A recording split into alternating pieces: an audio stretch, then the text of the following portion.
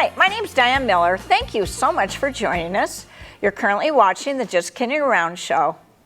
Each week we introduce our home viewers to different crafts and hobbies that can be enjoyed by the entire family. We also like to feature artists and artisans who live in Thurston County. And this week we have Jim Krug on our show with us. Thank you for joining us, Jim. I am. And I met Jim through the Artist Gallery. Did I say that right? Right. Okay, and you're actually the third artist we've had from the gallery. Yeah. And if you haven't been there, it's an incredible place. So, Jim, before we get started, do you want to look into one of the cameras and say hello, maybe camera 3? Hi, Lisa, Richard, and grandkids. Okay. And I'm going to say hello to the students at South Bay Elementary, and I also want to give a shout out to Jim, who is president of the Artist Gallery. Different Jim, though. Oh, different Jim? Yeah. Oh, yeah, Jim, right, not Jim this Chamberlain. Jim. Right, I was looking at you, and that's right, they are both Jim. So, wow, so much to say. I guess we should start by saying that if you recognize Jim Krug, it could be in a white robe. If you're thinking, where have I seen that guy before? You're actually a retired physician, is that right? That's right. And what type of physician were you? Well, I was OBGYN, so I delivered a lot of babies and treated a lot of women for various things. Wow, all in Thurston County? In Olympia, yeah. All your work was done in Olympia. Well, about how many babies did you deliver? About 7,000. 7,000, so Altogether in my career, probably 5,000, 6,000 in Thurston County. Okay, so if Jim looks familiar to you, The babies probably won't recognize me. Well, the babies might not. They could be 30, 40 years old now, Yeah, huh? right. Wow, wow. Anyway, so Jim, how long have you been an artist? Well, since I was a kid, I guess, I did artwork, for instance, for my fraternity in college and things like that, but never very much of it because I was spending too much time studying and then raising a family. So I started getting really interested in 2000 when I retired. And I took various kinds of courses and workshops and with some important artists, and I've been at it since then.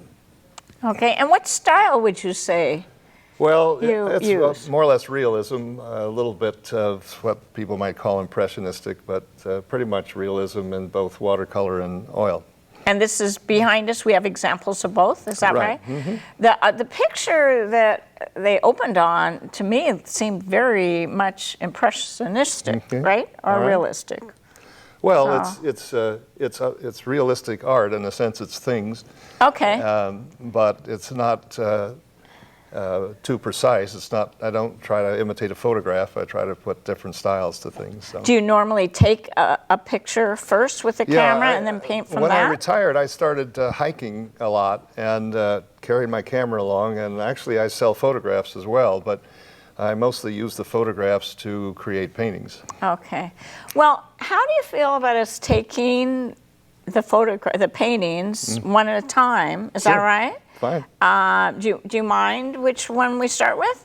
Your pick. Okay, I wonder if the guys in the edit suite have an idea. If not, I'd love to start with this one over here. Over here? If that's easy to do. Oh yes, that one's lovely. Okay. I love that one. That's And that's right over here to our left, right. is that That's right? in Ireland, and that's in a part of a country called Connemara. This is in the Republic of Ireland, and that's in the northeast corner of the Republic.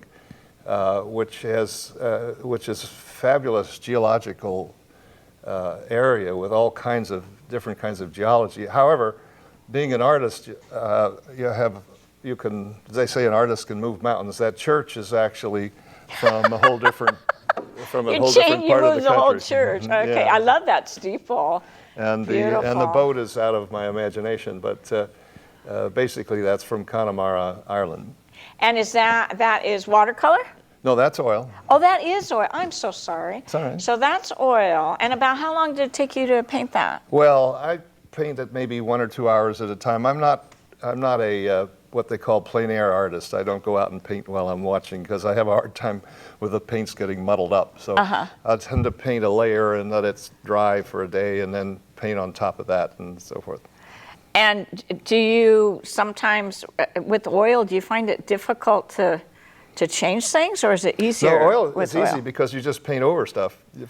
Watercolor is difficult because watercolor, once it's there, it's not very easy to change something. The advantage of watercolor is that you get these unexpected results by having colors mix with each other and so forth. But once it's there, it's very hard to change it. Whereas with oil, you can just paint something over the top. Okay. It's interesting that you choose to work in those two. Is that a common practice for most artists? Oh, yeah, I think so, yeah. Really? That they work in both oil and water just for the different experience? They have different properties. I mean, the oil, the light hitting an oil painting bounces off. What happens is that the paint absorbs all the light except whatever. So if you see green, that's because all the light's been absorbed except green that's reflected. Watercolors can be more colorful because the light goes through the watercolor, hits the white paper, and bounces back off again. So sometimes the watercolors can be brighter. Well, that's beautiful. Although it's not exactly how I picture Ireland. I think of Ireland as very green and flat, so I'm wrong. Yeah, well, Connemara is a different, as I say, it's a section up in the northeast with fantastic kinds of geology that's different from what you think of as rainy Ireland with green and a lot of castles. Right, that's what I think. So how old is that church probably? 100 years probably. That's all, really? That's my guess. I didn't ask. Oh. Well, anyway, it's absolutely beautiful. Thank you. So is this a piece that you would have at the art gallery? Yeah. Well, the gallery is a co-op gallery, so there's between 25 and 30 members. And so everybody can have about 4 or 5 pieces up at a time. Oh, so and you rotate You can't have lots of pieces. So, so every month or so, then you bring in new pieces and exchange them. Well, how lucky we are to have so many of them. Yeah. What about the one next to him? Well, that's pretty much imagination. It's a picture of a butterfly and a picture of a lotus, and then actually the background is a very blurred out picture of my backyard. But so that was just because I wanted to make something in the purple and blue color range. You know, I love lotus because they grow up in those muddy, nasty waters, you know, and they're so beautiful. Yeah. But that's really out of your imagination because that looks exactly like a lotus.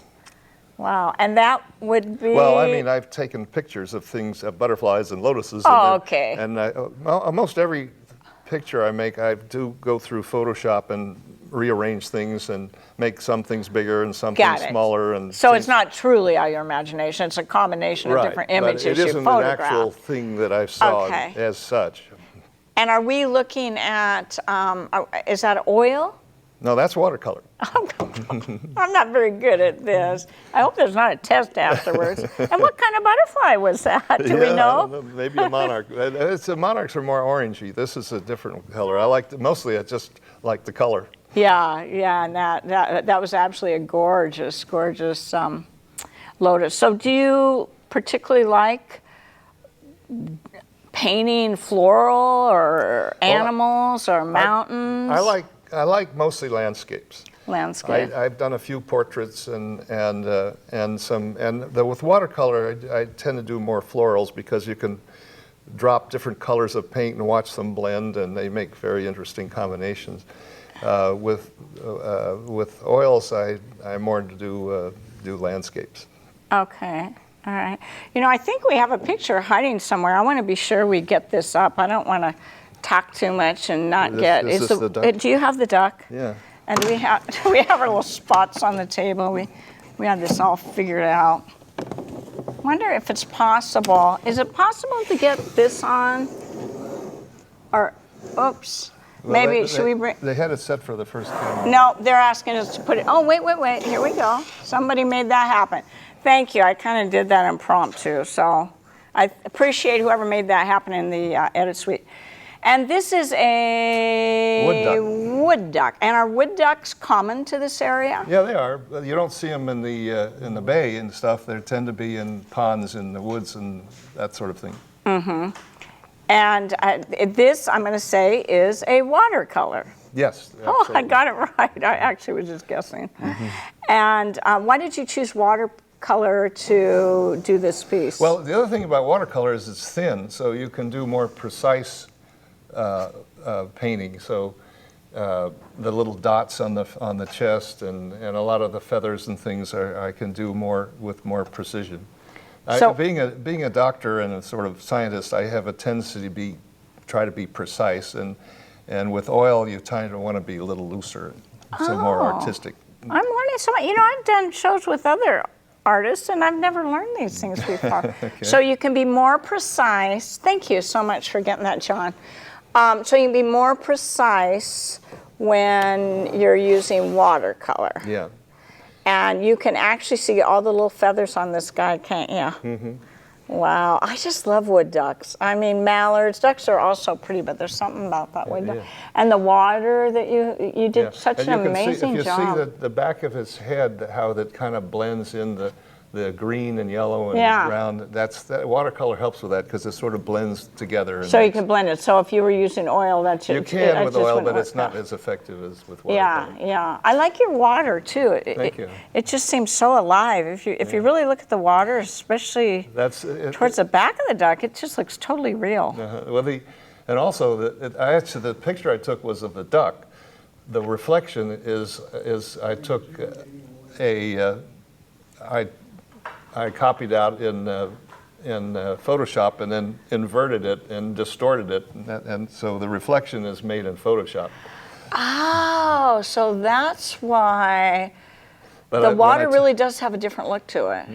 Yeah, the water I created, the duck is a photograph I took and just sort of cut it out of wherever it was and then did all this other stuff, put in some reeds and... Oh, you painted the reeds. Yeah. What about the reflection of the duck in the water? That's what I'm saying. I took the duck, flipped it upside down, and distorted it. Oh, that was what you meant. Got it. Wow.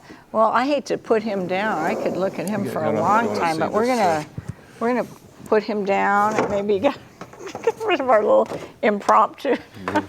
But I'm so glad we got to show that. I mean, I enjoy all your work, but that's really one of my favorites. Thank you. Could be because I like ducks. Okay. So what else do we have? Is it possible to get this one back here? Or do you want to bring up any one that's convenient? But I particularly would like to talk about this one right now. This one here? No, the one on the very end. Okay. It looks like a pathway. Yeah, that's actually from Butchered Gardens in Canada. In Canada, yeah. Sure. And Vancouver. That to me, of all your work, looks very, very impressionistic. Like, you know. Well, you can see how much rougher. If you look closely, there's very little detail in the actual flowers. And that's what gives it that look of being. But it gives it the impressionistic look. And so that is watercolor. No, that's oil. Gosh. I better just go home. That's oil, okay, because you don't need a lot of detail. And interestingly, for what it's worth, I didn't use any green paint. You didn't use any green paint in that? No, because the trouble with green paint is it's green. And so I generally use blue and yellow and different blues and different yellows and mix them together, because then you get a variety of different kind of greens. So the picture we're looking at right now has no green paint in it. It is now green because it's... Well, it's green, but it's only because you use no green paint. You mix blue and yellow. Yeah. That looks very impressionistic. Thank you. And did you take a picture first before you painted it? Yeah, that's a photograph from when I was up there, and although I've moved some of the flowers around and moved some of the... Yeah. Made little changes in the path, but... That must really be an artist's inspiration up there. Oh, yeah, that's fantastic. Yeah, I've been up there to Victoria. It's near Victoria, isn't it? Yeah.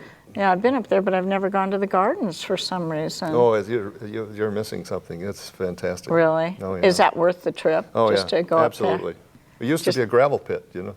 Oh, I think I heard that. Yeah. And some man decorated it for his wife? Well, his wife, it was a gravel pit that got played out, and the wife of the guy who owned the gravel pit hired a few hundred people and just started planting the place. And it's I don't know how many acres, many acres with all different districts of Can you still see the gravel pit at all? No, it's totally gone. It's all green. It's all flowered. And the original. There's ponds and fountains and flowers. It's gorgeous.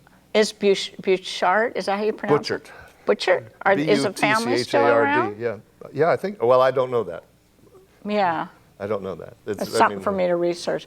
Thanks for putting that up, guys. I really like that one. And the way you have the shadow on the pathway, was that shadow really there, or did you put that there? It probably was. Probably was. Yeah, it looks very, very Monet-ish to me. The problem is like taking pictures, is you have to take pictures when you're there. And if it happens to be noon, the sun comes straight down and you don't, and everything looks kind of washed out. So when I paint, I tend to move the sun over to one side, so there's a light side and a shadow side. And so even if the sun wasn't out, then you well, I mean, even if it's, you know, painters talk about the golden hour, which is an hour before sunset and an hour after sunrise, when the sun is down and it has more of a warm orange color to it.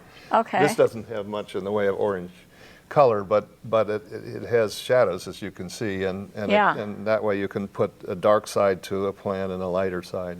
It's fascinating that that you did not use green paint in that picture, that you created all that green just using yellow and blue paint. Wow, that must look strange when it was just yellow or blue. But you just kept working with it till you got what you want. Kind of mix them on the palette. They take 2 or 3 kinds of yellow and 2 or 3 kinds of blue and mix them up and then make all different colors. And you know, you don't usually paint one color and put it on and then another color. You make a whole bunch of different colors and then use them. Have you ever thought about teaching painting? Yeah, I like to teach, but I haven't taught painting then. Oh, okay. Surgery or something like that. Or how to plug in a baby monitor. We were talking about that before the show started. Oh, now here we have an interesting picture of. Tell me about that. It looks kind of oriental. That is taken in the town of Xiamen, which is in the southern coast of China. And there's a place called the North Batuo Temple, which is an absolutely beautiful, beautiful place. You think of a temple as a building, but this is a whole neighborhood with lots of buildings. And I just love the picture of that temple. The couple that's up there, it's kind of a wedding picture. They weren't in the picture. They were actually tourists wandering around when I took the photograph, but I got rid of the tourists, and I had to paint that sign up above because in the photograph it was covered up by trees and stuff. But I think if you're Chinese, you may notice something wrong with the characters, but I think it's pretty close to what it should be. But so anyway, that's what it was. It's like a temple, you said? It's a temple, yeah. And that's actually a wedding chapel. In the temple, what's called the North Batuo Temple, is probably 50 buildings and gardens and lots of other stuff. It was a fantastic place. And but this is one of the buildings there, and that's where weddings actually take place. It sounds like you travel a lot. Yeah, we do. My wife and I, when I retired, we started doing a lot of traveling. And well, my wife is from Denmark originally, and so we've been to Europe a lot. I was in the Army. I spent 3 years in Italy, so we traveled a lot around Europe. But probably very inspiring for artists. Yeah. Yeah. Well, are there some other paintings that you particularly want to talk about right now? I know. Can we see right behind? Let me move before I knock the table over. You may have noticed that. Is that Mount Rainier? That's Mount Rainier from sunrise, from the western side. Okay. And I was driving back from a hike over there, and my jaw dropped when I saw that, so I got out of the car and took the pictures. And isn't that mountain amazing? That you won't see it, and then you turn a corner. Yeah. I love going up 410 highway. Yeah. And you go up, and all of a sudden, you don't see the mountain at all, and then you hit Bonnie Lake, and it's like the mountain's just right in your face. It's like, whoa! It just has that way of doing it. Oh yeah, wow. We live in a beautiful place. We really do. I know. I had to defend it just today. Oh? Yeah, somebody moved up here from Arizona. He said, I moved here and it rained all the time. I like to paraphrase Winston Churchill, who said that democracy is the worst form of government with the exception of all the others. Oh. I say we have the worst weather there is. Yeah. With the exception of all the others, we don't have disasters. I should have said that. We don't have East Coast blizzards, and we don't have tornadoes. Well, sometimes it gets kind of sloppy, but I don't know. Kind of sloppy doesn't carry your home away. Yeah, that's true. Let's hope not. Anyway, that's quite a view, I know. Sometimes we forget that mountain's there all together, and then it comes out. Now, is this Mount Rainier? I like this. Well, this was, I guess I could put that up front. This was a hike at Mount Rainier, but I called it Cascade Meadow because it's up in the Cascades. But Thanks, John. The mountains are my back was to Mount Rainier when I took that picture. And so these are the Cascades. That's yes, not right. Okay. I think we have it for the cameras, but can we pull it back a little so I can look at it too? Yeah, okay. All right. So are these alpine meadows in front? Mm-hmm. Well, it's an alpine. It's essentially the Alps, or alpine landscape.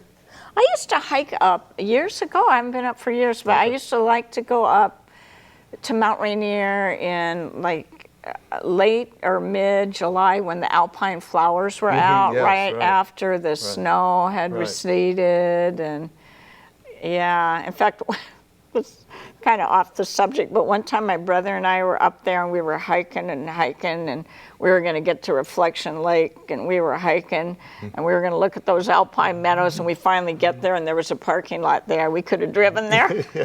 We spent all this time I have hiking. some a lot of photographs of Reflection Lake. That's a gorgeous place. Oh, and yeah. Some paintings from there as well. What? And really, Mount Rainier and the Cascades and the Olympics are beautiful too. Do you ever paint any? I haven't done much in the Olympics, no, because most of the hiking I do is up in that towards Rainier. Well, also the hike in some of the woods and forests and places. But Yeah. And do you get more meadows up in the Cascades than you would so. in the? Well, I really don't know much about hiking in the Olympics. So Yeah. I haven't done that. Well, I climbed Mount Eleanor. It's sort of a family Yeah, mountain. I've done that as well.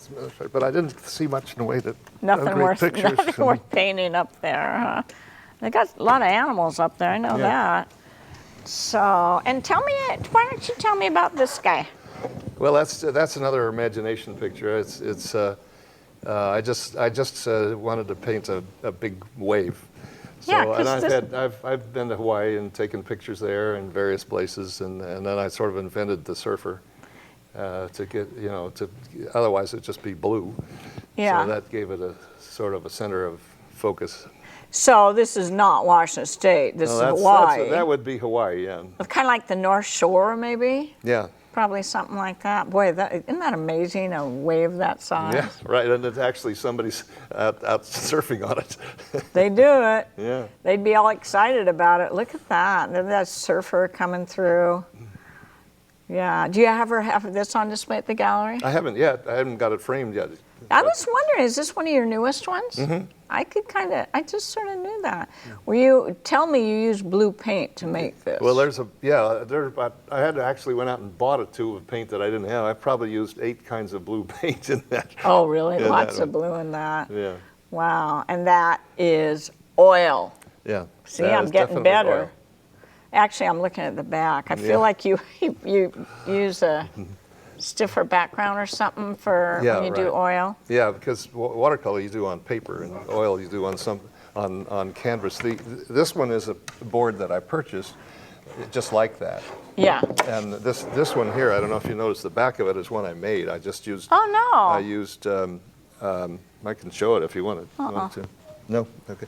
Anyway, I get some board and paste canvas on it. You make your own board sometimes with just oil, not with water. Right. With watercolor, it's all on paper. Yeah, it's always on paper. Yeah.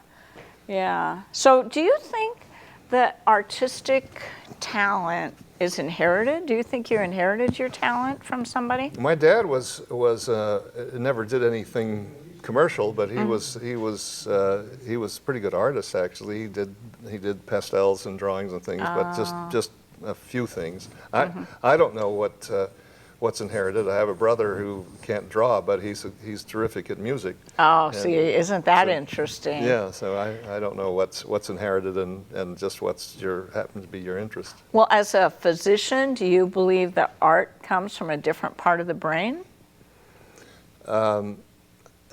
Like if you're doing surgery, do you think that's more left brain than when you're doing art? Or Well, you know, there's different artists too.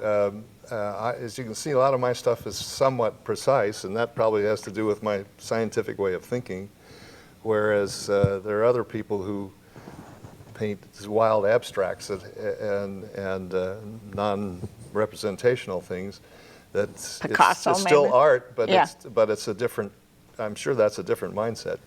yeah, so maybe we use different areas of our Sure. brain for Right. different types of art. And do your kids, are they artistic at all? My son, who's who's a general surgeon now, he's a little busy to be having hobbies, but he was a very good potter. Oh, isn't that interesting? In high school, he won prizes for his pottery. So when he's retired, we know what he can do. Yeah. Well, isn't that interesting? A brother that plays music, a son that's a potter, and then you do both oil and, what's on the screen now? That's painting Where over am there. I? Oh my goodness, it's right behind me. Oh, that's gorgeous. And That's one I repainted, actually. I did it once, and it was kind of flat looking, and so I repainted a lot of it and just gave it a lot more color. And so you do that with your work? You just start painting over it sometimes? yeah. Well, you can't do that with watercolor, but you can do it But with you oil. can do it with oil. That's right. You said that earlier in the show on that Irish one. Yeah, that looks very northwestish. Yeah. Is that what it is? Yeah. Northwest, not Yeah. Ireland? No. That's Washington. Yeah. Wow. So, wow. Well, you know what? Didn't you bring a little project for us to Well, do? I think we're going to get ready to wrap things up pretty soon, but is there something you could show us before we... Okay. Well, I brought this. I just quickly sketched that out, which you can maybe recognize from over there. Yeah, this is your butterfly from Right. your flower. And so, a couple things I want to show you about watercolor is, Okay. I'm trying to make these areas somewhat iridescent, and to do that, I'll show you something about how watercolor blends. So I'm painting blue in here. We're going to have to hold that up because I don't Okay. think the cameras quite have it. Can I hold it while you paint? Yeah, that's fine. I'll be your little easel. Oh, okay. Well, that'll be kind of difficult. But anyway, so, and then I can take another color here if it hasn't dried out already. So that was a kind of a turquoise you put. Well, it's just a blue. And he's going for an iridescent look? Is that what we're doing on the Yeah, butterfly? I'm trying to here. There, so that's just kind of some bright green they can put around the outside. Well, guess what? They're going to wrap it up. So they might be showing Well, I want to show you credits one is already as we done. do this. Okay, I'll show you one other thing. I want you to take the eraser Okay. and erase around the black perimeter there. I will do that. And we're going to sign off. As you see me, I'm erasing the edge of the black watercolor. And you can see And it's softening it, right? well, now what's it do? But we're going to have to wrap it No, up, right? Well, I've painted a lot of things underneath, and I put resist on top of it so I could paint the black over it, and it. Thanks. Sounds like we're going to need another show just to do that. Okay. That's show 2. Is that all right? Sure. We could do a whole project on there. Thanks for joining us. Join us again sometime. Just Kidding Around show. Bye.